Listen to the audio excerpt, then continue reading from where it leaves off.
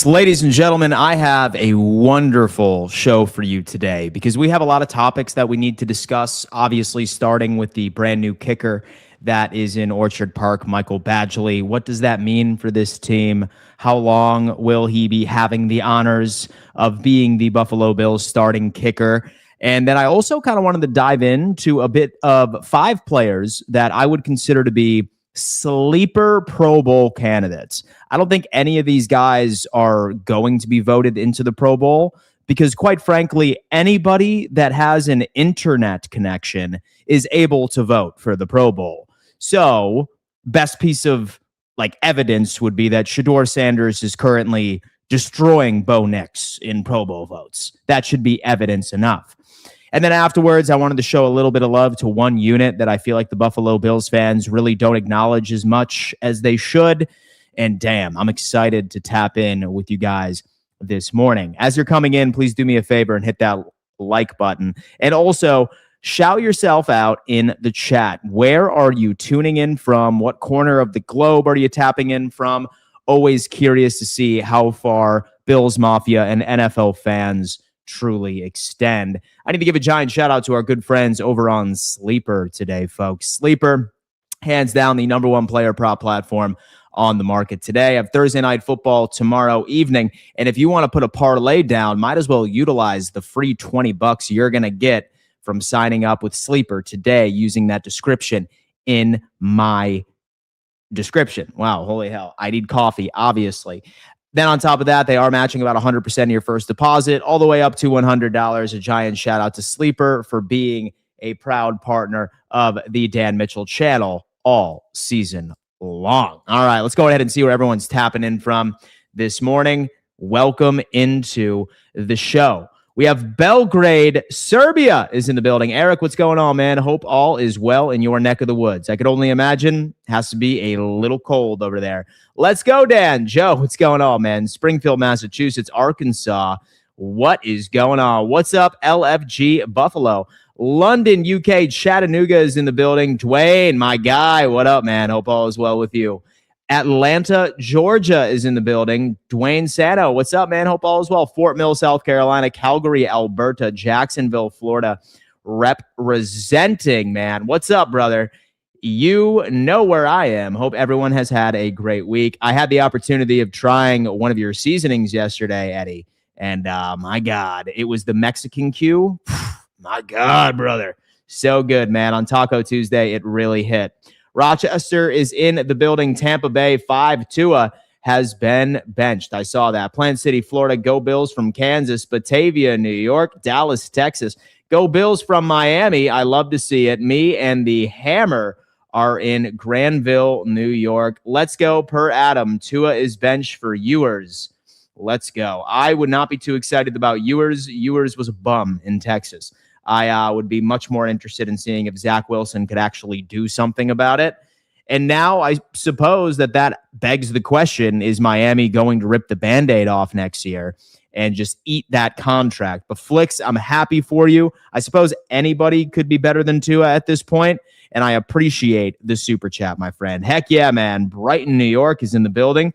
I love to see it. Taco versus Dan's Stomach, a match up to keep an eye on. Diets is in the building. Funny enough, since I got back from vacation, I have gone right back to the carnivore diet. Like, that is all I've been eating is just proteins, like, for the most part. I mix in some fruit. I mix in, like, some spinach and some veggies very lightly. But, damn, dude, I was stuffing my face with stuff that I shouldn't have been stuffing my face with, especially as a 34-year-old man. I feel damn good. And I just had a taco bowl yesterday. No tortilla. No tortilla, my friend. Tua to the Cards? I don't know, perhaps. I feel like that would be a move. Why does Tua, to me, just feel like a Pittsburgh Steelers quarterback, right? Like, he just feels like a Pittsburgh Steelers QB. Could be wrong, but here we are. Tallahassee, Florida is in the house. Newburgh, New York. Do Josh has to outplay Hurts for us to beat the Eagles, or do we have to shut down Saquon when we play the Eagles? Man, my boy Damon's already looking ahead to the Philadelphia Eagles game, man. So I'll hold my answer once I end up unpacking the guys. We will see. Eric is coming in the building. Were you in Vail, Colorado? I was. Good eye, my friend. Vail, Colorado, bro. Shredded gnar on the Bunny Hills. Are you giving away a jersey this weekend? Subbed with not and follow on TikTok. GRRRT62. I am giving away a jersey on TikTok. It's funny how you do it. It's TikTok exclusively. I ended up changing it over since people were, as many of them were complaining that, so I had way too many steps for my giveaways. So I did it on TikTok and Instagram. I am going to be giving away a jersey once a week. Sometimes I do it on X. And for all of my YouTube friends right here, I just ended up getting a signed Joey Bosa helmet. I'm going to be officially announcing it tomorrow. That's going to be a YouTube exclusive giveaway. So very excited about it. Very excited about the Joey Bosa YouTube exclusive giveaway coming up here momentarily. But yes, I do end up giving a jersey away to at least one of my TikTok or Instagram followers once a week. So best of luck there. I tried to get tickets to that Eagles game. They're out of their minds with those prices. You got to eat, right? I don't mean to be that guy, but it's pronounced Dietz, not Diets. Dietz. My bad, brother. My bad. Never apologize for having the right pronunciation of your name, my friend. Never apologize for that. Dietz. If we somehow manage to win the division, do you think that Josh Allen gets MVP? I would assume so. I would find it very difficult for him not to get those honors if you were to ask me. Question, and do you think our line can hold Myles Garrett, or do he break the sack record on us? He probably will break the sack record on us. We are looking at the best edge rusher perhaps in NFL history, right? So I feel like a lot of us are very timid, especially since we tend to show respect to players that dominated back in the day in the 80s and the 90s. But one thing I can tell you is that like Myles Garrett is the best to play the position, like by a country mile. So I would not be shocked if he ultimately ends up getting a couple of sacks. The game plan for the Bills, which I will unpack tomorrow in my full scale preview, is going to be more, like very quick throws, doing whatever you can to avoid run to the outside zone of where Myles Garrett is not. However, I still need to unpack some of the data. I will be doing that a bit later today. Allen gets MVP anyway. I love it. I agree. Shoot, Garrett might have 10 sacks versus us. We have Easton Gallows coming on in. That's the wrong statement, my friend. That's the wrong statement. He's very good. But people do not show enough respect to this offensive line. And we're going to get here. And Easton, my boy, please stay for the whole episode because we have an offensive line topic that I feel that you're going to enjoy. I really do. But anyway, guys, let's go ahead and get into business here. Michael Badgley, he is the new kicker for the Buffalo Bills, at least for Sunday versus the Cleveland Browns. Now, we made this move because Matt Prater has a quad injury, and Sean McDermott said that he was going to be out for the week, a game after the New England Patriots matchup. So, depending on who you ask, Thigh Doctor believes that Prater could be out for about 4 weeks. Sean McDermott hasn't officially announced that, but based off of his age and what his injury is, who knows? It's anywhere between 1 to 4. Regardless, Michael Badgley is going to be the guy if Matt Prater is unable to come. We know that Tyler Bass is not an option. He recently had surgery, and he's gone for the entire season. I'm not even entirely convinced that Tyler Bass is going to be a part of the Buffalo Bills next year. Who knows? Maybe we go into a different direction. But Michael Badgley is the guy. So what do we need to know about him? Number one, he was just cut from the Indianapolis Colts on December 2nd. I wanted to say he was a 9 for 10 in field goals, and his problem was extra points. I wanted to say he was 8 for 11, 8 for 12. I think it was 8 for 11. Extra points is where he particularly struggled. But I don't care about last season. I care about right now. Who is he as a kicker? And I'm going to tell you something that makes me feel a little uneasy. And then I'll wrap up this segment with you can feel a bit weird about it, but at the end of the day, don't lose sleep. But starting off, at first glance, the first thing that I see is that he is a dome kicker. Outside of his 1-game stint in Tennessee and his 1-game stint in Chicago, 28 of his career games played were in a dome. He was drafted by the LA Chargers. Okay. He then ended up spending some time at the Indianapolis Colts. He spent a lot of time with the Detroit Lions. And outside of two teams, Chicago and Tennessee, barely ever plays outside, right? At least from a home. So that's not his particular strong suit. Now, what does he look like from a field goal percentage? He's sitting at 83.1. This is not very good. Okay. If you were ever mad at Tyler Bass, Bass is significantly higher than 83.1. Just saying. So this is at least a regression from the kicker, or like what we're used to from a kicker. Now, what is he like from 20 to 39 yards? He's money. He is money. He has only ever missed 2 field goals in his entire career between 20 yards and 39 yards out. He's exceptionally accurate once you end up getting into that position of your own territory. Starts to get a little dicey, though, when you ultimately end up getting into the 40 through 50 plus. He is 7 for 16 in his career, 50 plus field goal attempts. 50 plus. Okay. So I would not be, thinking that he's going to be automatic at 51 or 49, or really based off of the data, I wouldn't even be that confident that he would be able to consistently hit a 43 or 45 yard field goal. He's just sporadic. He's all over the place. He has accuracy issues the longer away it gets from getting 3. But this is something I feel like all of us should know that should at least make us feel a little bit better. All right. Where it stands right now, folks, the Buffalo Bills are the bottom third in the league for field goal attempts all year. We have only had 20 field goal attempts all season long. So what should make you feel better is that this Buffalo Bills team, when they end up getting into their own territory, good news. More than likely, we're walking away with a touchdown. Okay, it's just how this offense is built, especially at this time of the year. Now, we're going to be seeing some challenges this week because we're going up against a Cleveland Browns team that, at least at the beginning of the season, was one of the best run defenses in the league. They have a pretty good secondary. Last couple of weeks, things have started to regress or at least show signs of regression. I don't know what the weather is calling for in Cleveland on December 21st. I could tell you it's probably not going to be, it's not going to be similar to like beachside, like down in the Caribbean or anything along those lines. There's probably going to be a little bit of wind. I will unpack that further on my preview stream tomorrow.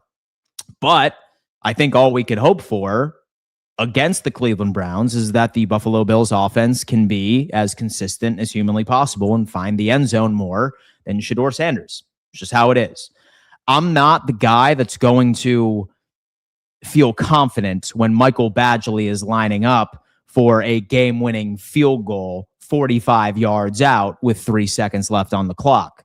But I will trust him in situations where we come up against some defenses that are a hell of a lot better when the field shrinks, opposed to on the open initial drive. Because 9 times out of 10, you're just going to be seeing him out there from 20 to 39 in the first place. Don't be shocked if Buffalo starts really ramping up their 4th down conversion attempts. That much I can tell you. So as far as Michael Badgley, yeah, it's probably not the best pickup. I think that there were a couple of guys that were free agents that had a higher field goal made percentage that we could have grabbed. Maybe somebody that had a bit more experience consistently kicking outside. But when you look at how often Buffalo attempts field goals, I wouldn't freak out. And so I wouldn't scold Brandon Beane for a decision like this, because hopefully we're only going to be seeing this guy one game against the Cleveland Browns. Hopefully. Philadelphia is probably going to present some challenges because I think we probably will need the field goal unit. That is an awesome defense over there. But what can you do? What can you do? Let's go ahead and get into the chat right before I get into my next segment. Let's go ahead and lock in here. Go Bills from Southern California. Cole from Buffalo. What's going on, my friend? How you doing? We're going to see you tomorrow for the preview, my friend. I saw your live play-by-play reaction clips. Exceptional. Exceptional, brother. Myles Garrett is going to be a problem. You better double team him. Paul Costa is in the building. Dan, how do you think our defense can adjust for postseason time? Are we saving any scheme or offensive plays until then? So this is an impromptu topic, something that I think you guys might find intriguing. I always hated that take that, oh my God, a team is saving their playbook for December and January. But the problem here is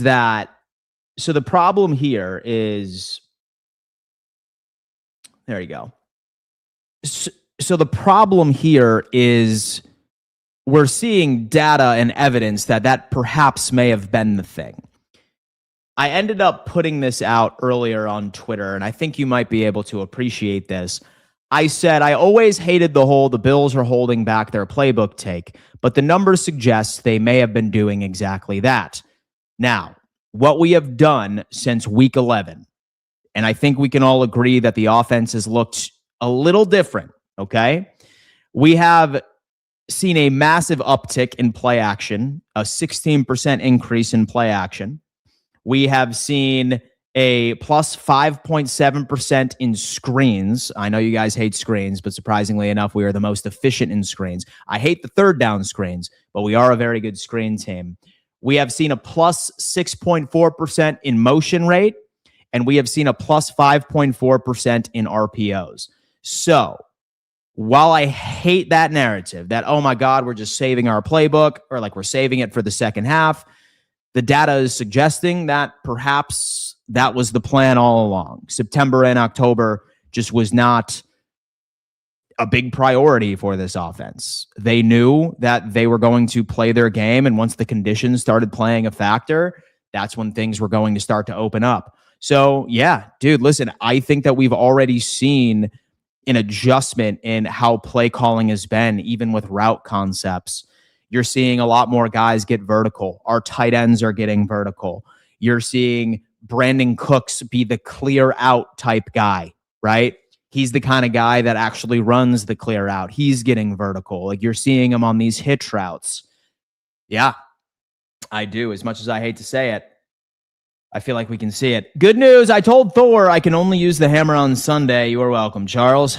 I appreciate that, man. I appreciate that. Tua is benched for the Bengals game via Bleacher Report. I saw it.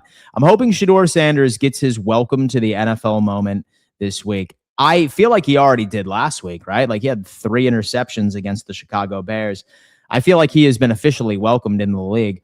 Question, do you think after this season we should fire our defensive coordinator? It might not happen, but what do you think? Sonic Power is coming in at 1991.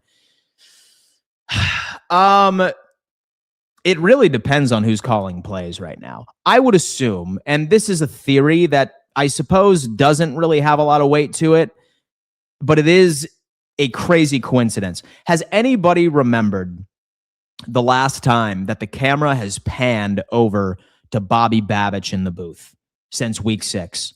I cannot remember.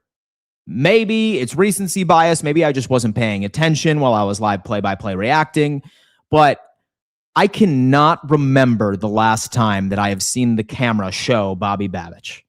Now, in my theory, if Sean McDermott has truly been calling plays, then I think what we're going to see is Bobby Babich take a very similar route to what we saw from Leslie Frazier a couple of years ago, where he just took some time off, right?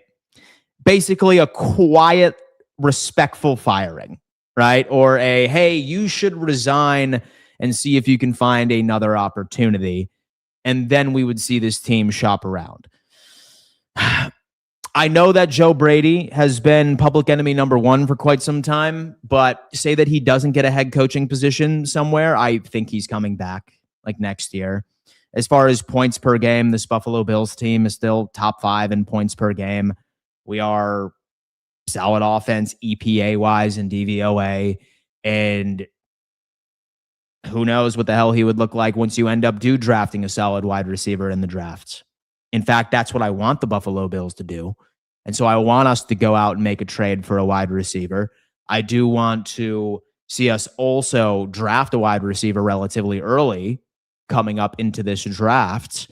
But I mean, he's our guy. He's our guy right now. Give me a hot take, Dan. William. Damn, what kind of hot take you want, man? What topic? Question. Any chance we get Lazard? I feel like we're good. Like barring an injury. So with barring an injury, I think this wide receiver room is solid. We just heard that Mecole Hardman is eligible for his practice window to be activated. So maybe he's activated soon as well. And you have Brandon Cooks and you have Mecole Hardman as your outside receivers, and you start mixing in a lot of the guys with the slot opportunities. That's kind of where I'm at. And we'll see. I'm sure Pittsburgh will try and get Lazard. Oh, my God. Oh, my God. All right, anyway. Let me tell you what, boys. So the Buffalo Bills and the Pro Bowl voting is officially done. Hold up. Let me post something here. And so I have to get you an image. Let me see. You find NFL Pro Bowl. Let me see that. NFL Pro Bowl. Let's just do that. All right. The Pro Bowl is on the way. And in case you haven't been seeing a lot of players consistently trying to get themselves into the Pro Bowl conversation, it's now too late because voting ended up closing on December 15th. However, I have a couple of players on this team that I genuinely believe deserve to be voted into the Pro Bowl. You've heard my take on the Pro Bowl in the past. Anybody that has an internet connection is eligible to vote. We have seen crazy names get added into the Pro Bowl where they have had awful seasons. If you don't think the Pro Bowl is a joke, look at the fact that Shedeur Sanders is currently leading in Pro Bowl voting over Bo Nix from the Denver Broncos side of things. If that is not evidence enough that the Pro Bowl is complete horseshit, I do not know what to tell you. However, outside of the obvious guys like Josh Allen and James Cook, I think those might be the only two that really get the Pro Bowl votes in order to be a part of the team. I have 5 players specifically that I think deserve a lot more love based off of the All-22, based off of the advanced analytics, based off of players that I really think have made an impact on this team, and we are going to go through them one by one. And the first player that I think deserves all of the credit in the world just so happens to be Tre'Davious White. And a lot of you are probably just like, Dan, what do you mean? Tre'Davious White, he's old, he's washed. I don't think you've been watching the games. I really don't think you've been watching the games because rest be assured, Tre'Davious White is the highest rated player on this defense in 2025 per EPA. Now, his first 6 weeks this season were an absolute travesty. And Bills Mafia, for the most part, is very unforgiving, okay? They will always categorize a player based off of maybe 2 to 3 plays. But you cannot deny that Trey White has been a man on fire for the past couple of weeks. He was locked down in the New England Patriots game. He was locked down in the Cincinnati Bengals game. He was locked down in so many different matchups where there were a lot of quality wide receiver play on the opposite side. Think of what he is asked to do. He was asked to be your CB2 from the very beginning. We didn't anticipate that Maxwell Harrison was going to go down with a knee injury leading up into the season. This postponed his development, and Tre'Davious White's performance, he ended up living up to all expectations, exceeding his expectations as your CB2. Some players just fit well within a particular system. As far as doing your job, as far as his football IQ, his physicality, his hand placement, bar none, one of the most impressive players on this defense all season long. Without Tre'Davious White, folks, I really don't know what this secondary would have looked like from week 6 until the present. A giant shout out to Trey White. I don't think he's going to make the Pro Bowl. I don't think any of these guys will because, again, I just don't think that people really know ball, right? But Trey White, in my opinion, is deserving of the Pro Bowl. So shout out to Trey White for being my number one sleeper of the Pro Bowl voting for the Buffalo Bills. Next up, David Edwards, left guard of the Buffalo Bills. Now, let me tell you what, man, for some odd reason, people refuse to acknowledge the importance of a football team's offensive line. And I got to tell you something that I feel that some of us should be educated on here. Did you know, when it comes into it, the Buffalo Bills have the number one offensive line in the NFL, plus 118.12 EPA. Moving even further, if you wanted to ask what exactly goes into that, look at this. The Buffalo Bills, each and every single starting offensive lineman, we have the number one center in the NFL for EPA. We have the number two or the number one left guard in the NFL and David Edwards in EPA. The number one right guard in the NFL in Osiris Torrance. The number one left tackle in EPA in Deion Dawkins. And the number three right tackle in all of football in Spencer Brown. Folks, miss me with the whole thing that an offensive line is not a damn weapon. And a giant shout out to Aaron Cromer as well. What he has been able to do with this unit, what he has been able to do even when guys go down, is truly a masterclass. I know a lot of us, when we watch all 22, we just watch the quarterback and the receivers. That's all we do. We very rarely watch the trenches. We very rarely watch the pass blocking schemes. We very rarely watch the run blocking schemes. And when I tell you that this is a visual symphony of offensive line play, this is precisely what I am saying. I would make an argument that 4 of the 5 should be voted into the Pro Bowl, that the AFC Pro Bowl team should be the Buffalo Bills starting offensive line. I'm still going to rope it into 1. However, solid unit right here. So for anybody that's upset that we don't have the Justin Jeffersons of the world, or we don't have a guy that's going to take up about 15 to 20% of our overall cap space, that's exactly why. That is exactly why, folks, because our money is right here. And when you ultimately end up looking at the top 5 offensive lines in the NFL, too, look, you have the Bills, you have the Green Bay Packers, you have the Los Angeles Rams, you have the Detroit Lions, and you have the Indianapolis Colts. All 5 of these teams are not eliminated, okay? And the top 3 teams that have the best offensive lines in the league where it stands are playoff teams where it stands. And Lions are still flirting to get on in as well. So start showing a bit more respect to the damn offensive line. But my number 2 sleeper is David Edwards. He's been, in my opinion, the best offensive lineman we have had all season.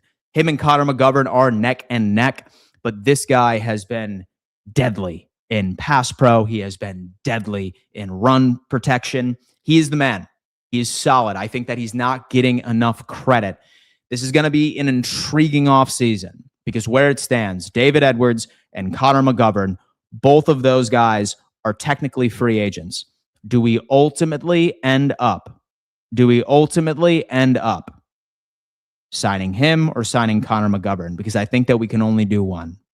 What do you do in this situation? I don't know. Next up, we're going to go into our third player. How about Reggie Gilliam?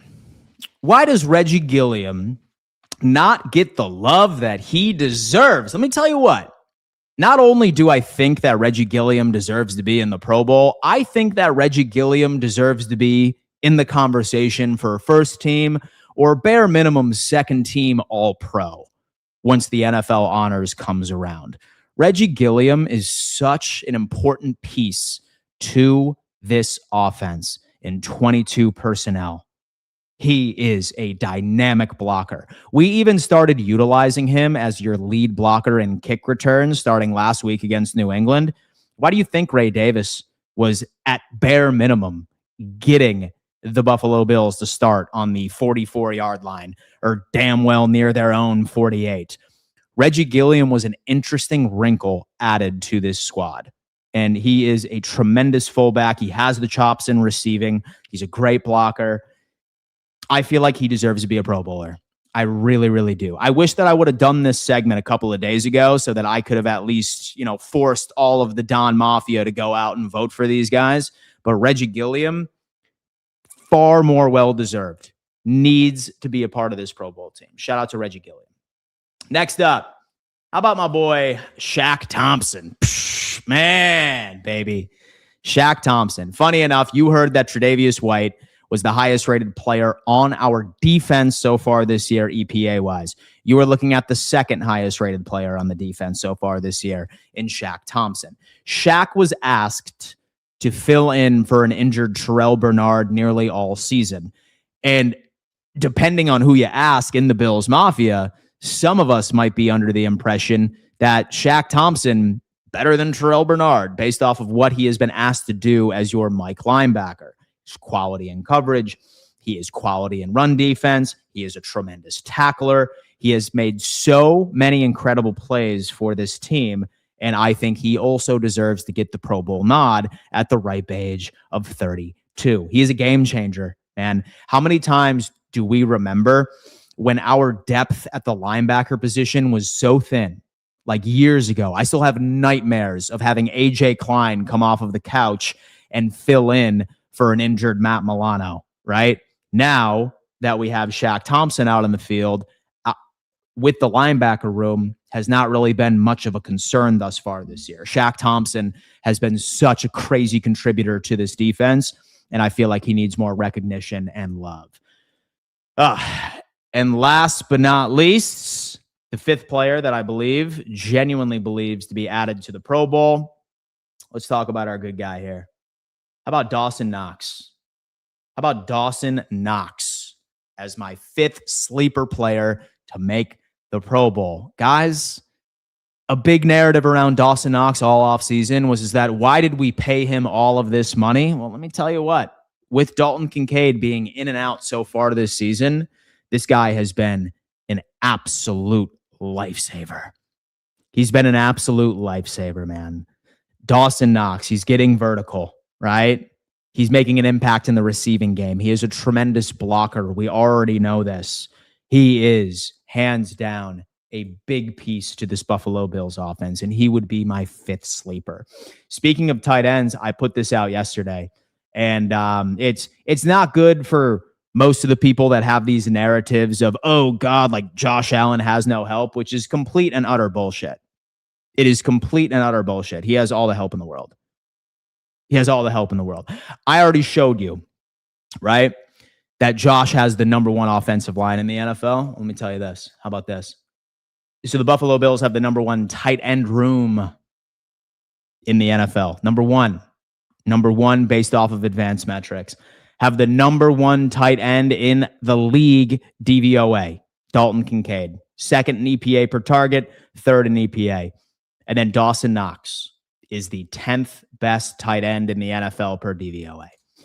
32 teams in the NFL, and in the top 10, 2 Buffalo Bills players are in the top 10 of tight end production.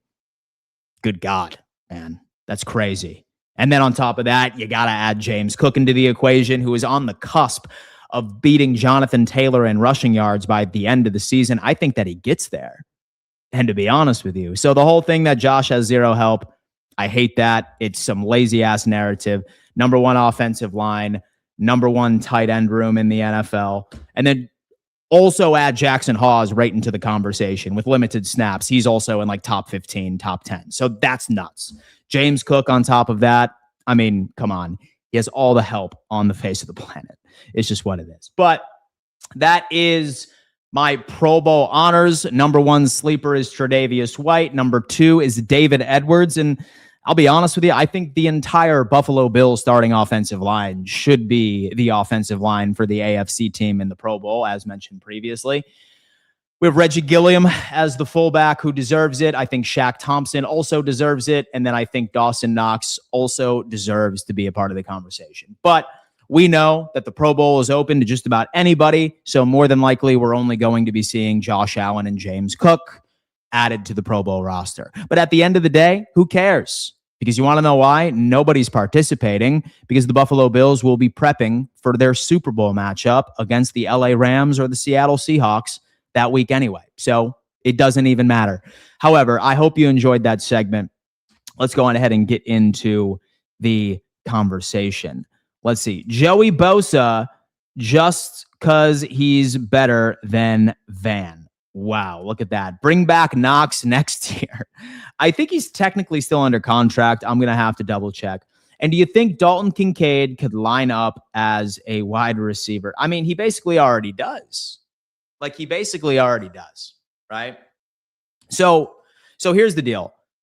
So here's something that doesn't make sense to me, right? Because it's the radio station. It's some content creators that go out and it's just we don't have a true bona fide number one. If you were to look at the top 5 teams right now in total wide receiver EPA, right? 3 of the 5 teams right there are not in the playoffs. 2 of them are eliminated. If you look at the top 5 teams with the best offensive line, all 5 of those teams are in the playoffs or a seed right before the playoffs. It's just how it is. It's how it is. How many times do we need to hammer down that offensive line is better than having a bona fide number one that ultimately ends up taking 15 to 20% of the cap? That's my thing here. Now, again, I don't want you to get it twisted. I want the Buffalo Bills to target a wide receiver in free agency. And I want the Buffalo Bills to also double dip at wide receiver during the draft next year, because I think that propels this offense to the next level. I still think we have a great offense. But where this team is built, we're in a very, very good position right now. We are in a wonderful, wonderful position with the protection we have for our quarterback. And then we also have the number 1 tight end room in the world. And we have an awesome, awesome running back in James Cook. It's kind of a lot, dude. That's kind of a lot to do. Kind of a lot to do when you lock in with that. Let me see. Kincaid, big slot is great for sure.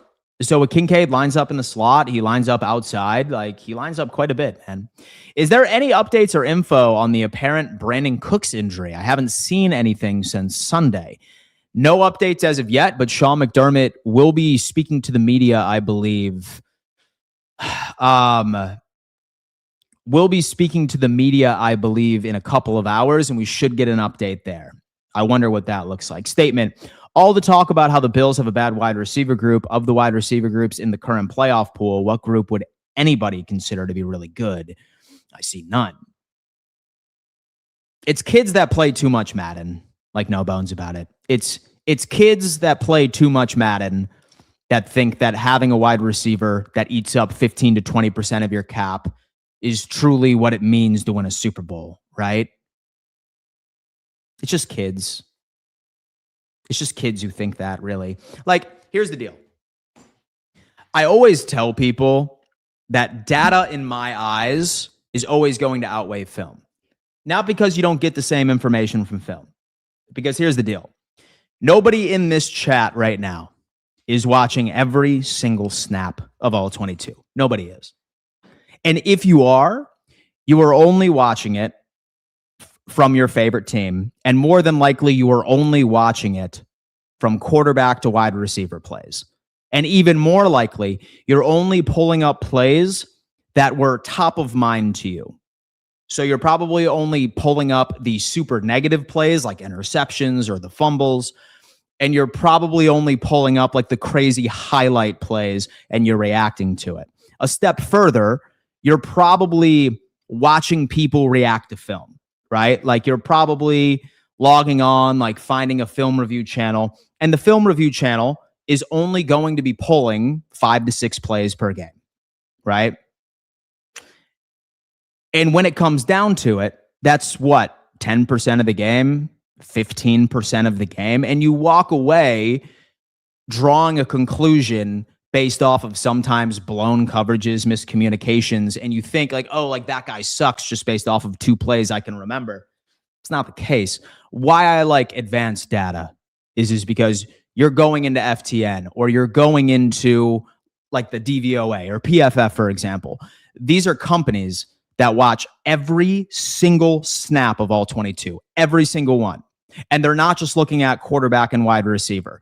They're looking at all the boring plays. Then they're going back and rewatching it, but then they're watching how the trenches perform.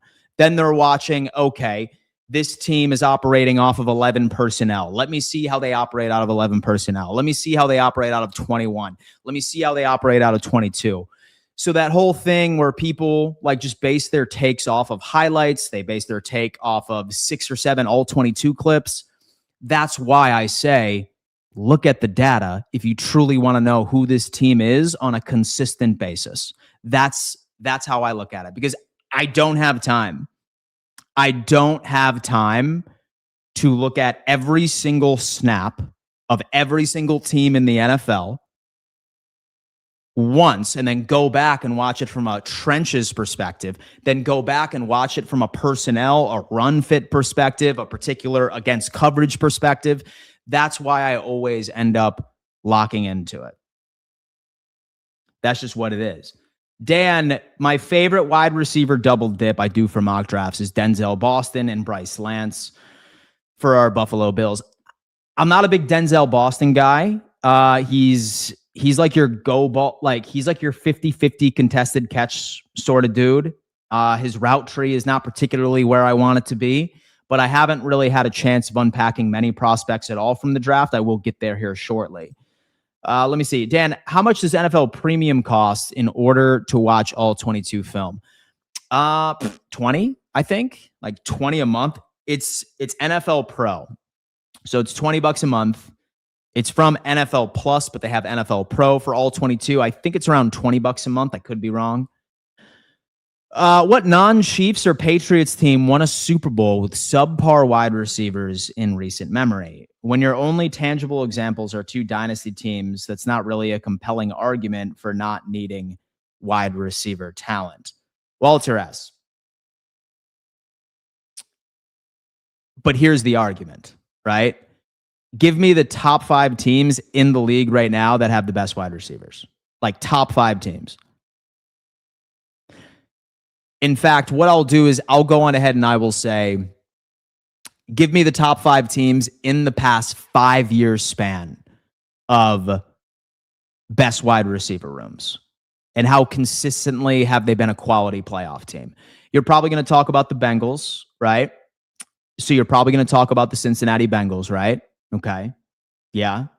So they lost a Super Bowl and haven't been to the playoffs in 3 years. You're probably going to talk about the Miami Dolphins as well, who had Tyreek Hill, you had Jalen Waddle.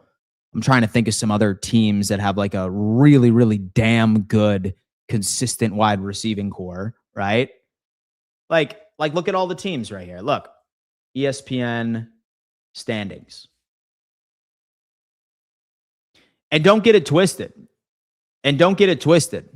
Like, I want a wide receiver this offseason. I do. But I do think it's over embellished. So the Denver Broncos, let's go in and look at this. All right. So the Denver Broncos, I would hardly say that they have an elite wide receiving room. Hardly say. It's very difficult for me to say this. Patriots, hardly say that they have an elite wide receiver room. It's Drake May, it's Josh McDaniels scheming them open, right? Would hardly say that. At the Jacksonville Jaguars, hardly say that they have an elite wide receiver room. Maybe you could say Brian Thomas Jr., but like he's been benched a couple of times, and Parker Washington was like their go-to dude. Like they have it in abysmal wide receiver room, right? Steelers, okay, have the LA Chargers. You have Ladd McConkey. That's it.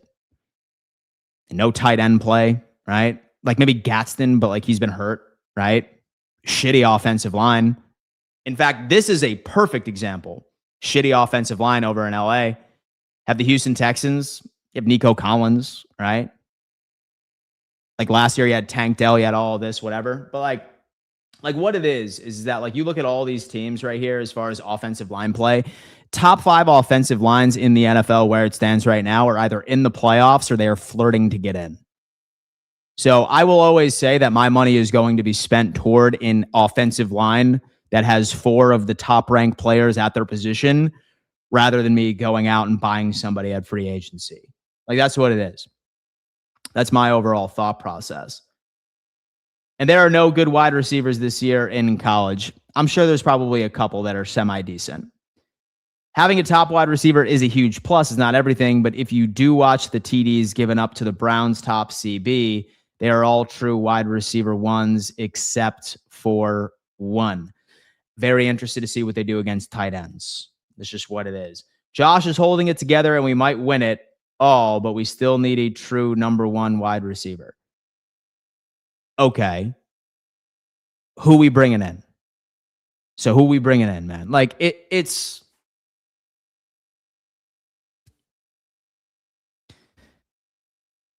and so I feel like a lot of people are incapable like of admitting that Josh is all the help in the world.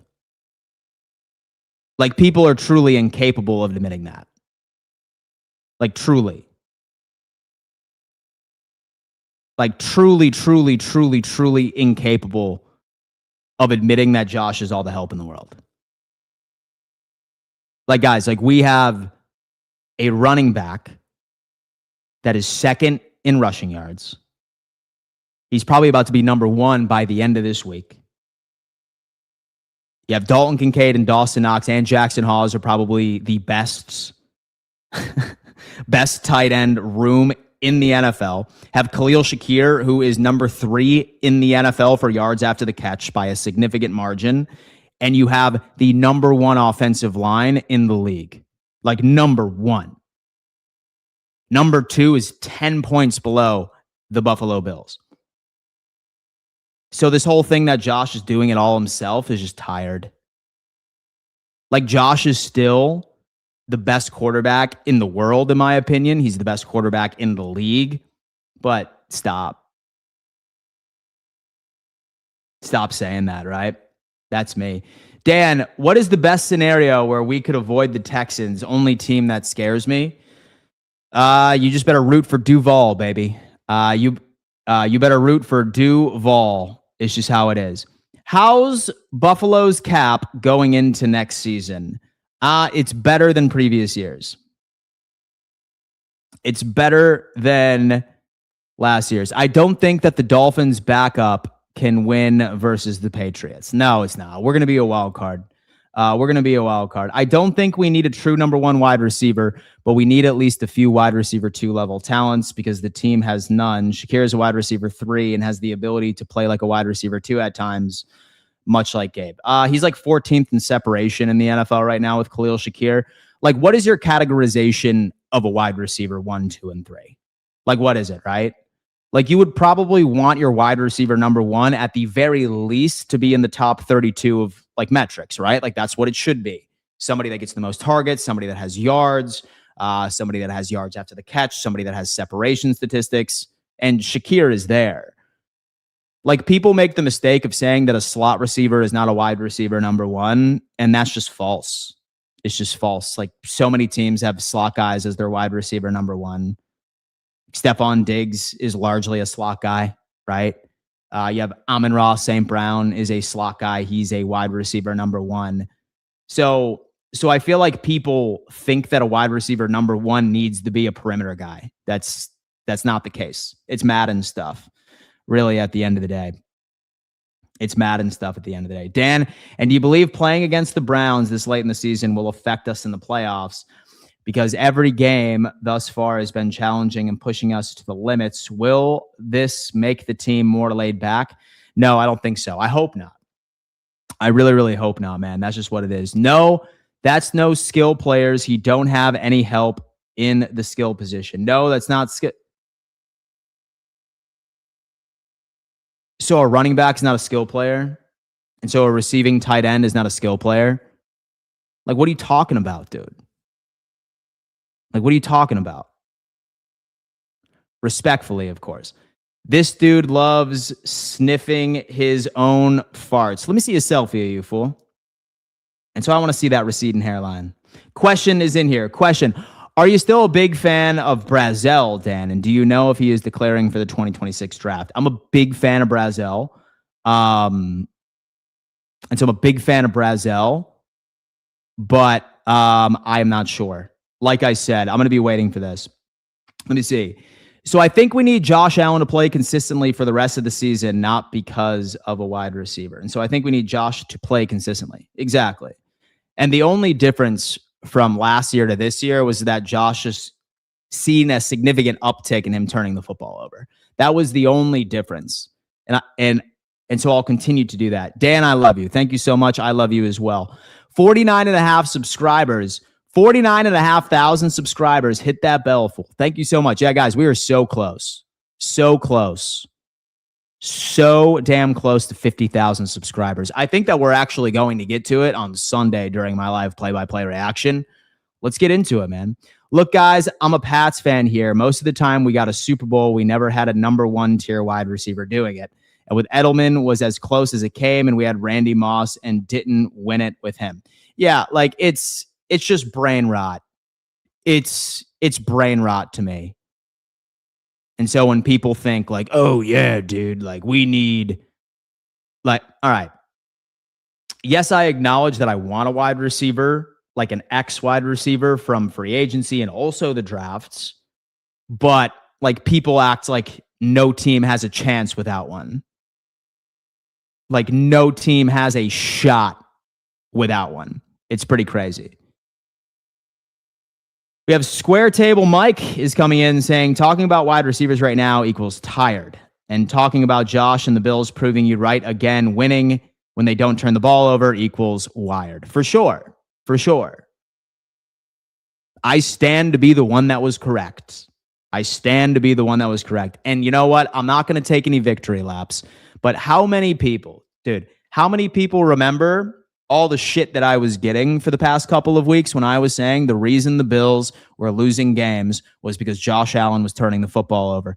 People were ready to damn crucify me. But you know what happened?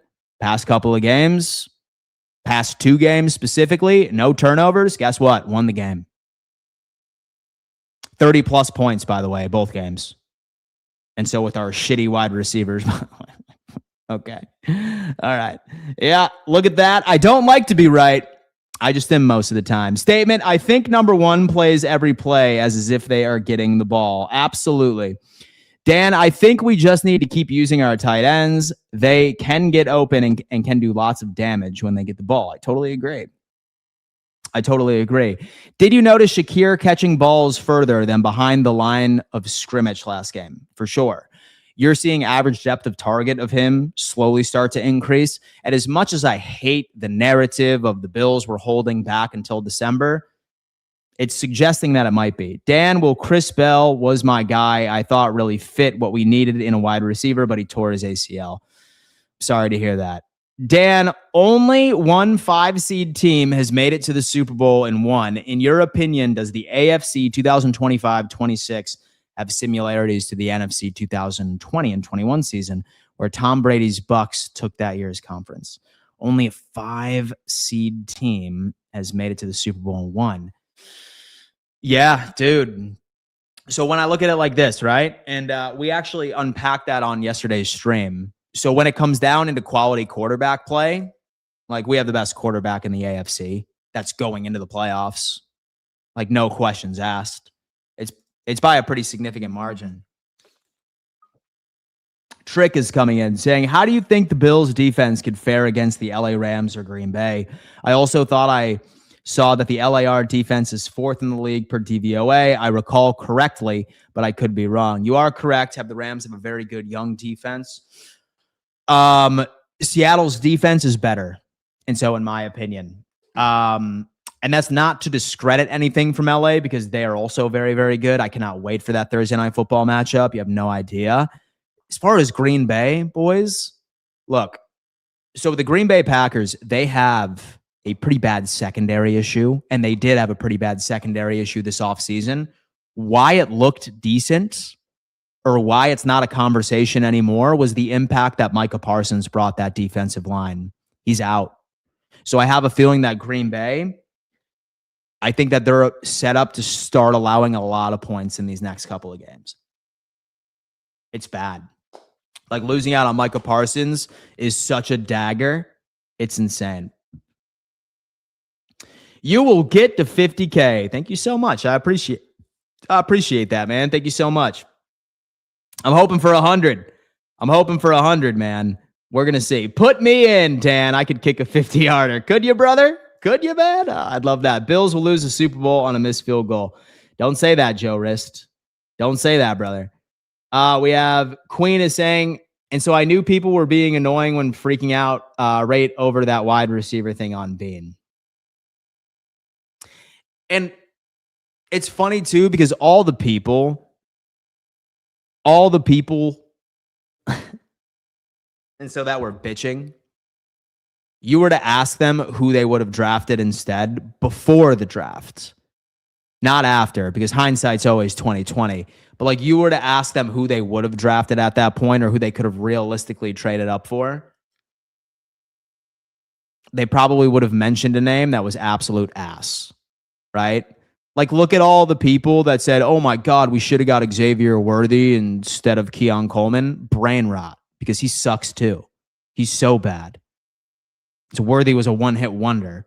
Well, Keon Coleman basically had his exact same stats as last year, and Xavier Worthy blows.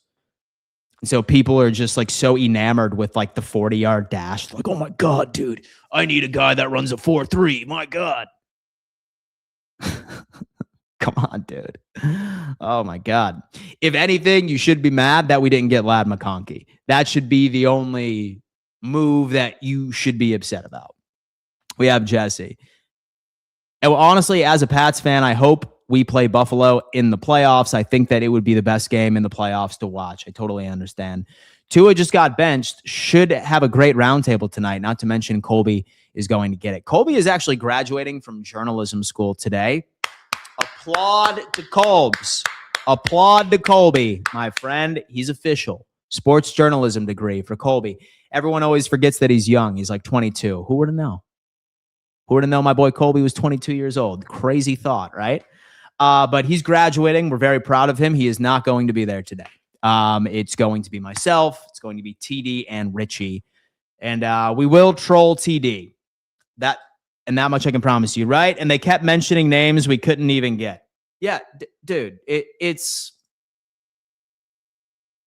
crazy stuff. It's crazy stuff. Nice. If I remember correctly, you wanted Ladd McConkey. Thank you, sir. I did want Ladd McConkey. He was my receiver of choice going into that draft.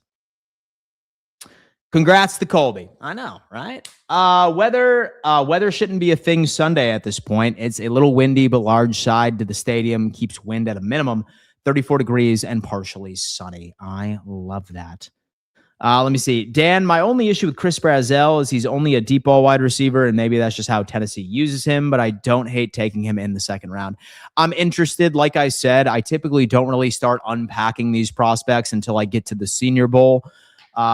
Me, Richie, Colby, and then a bunch of interns from Roundtable Sports. We're going to be down in Mobile, Alabama, and we're going to be at the practices, and we're going to give you a bunch of really cool content on draft prospects. So if you're a Bills fan, a Patriots fan, Jets, Dolphins, I mean, whatever fan you are, stay tuned because we're going to be putting out a bunch of really cool like Senior Bowl content, like draft profiles, film reviews.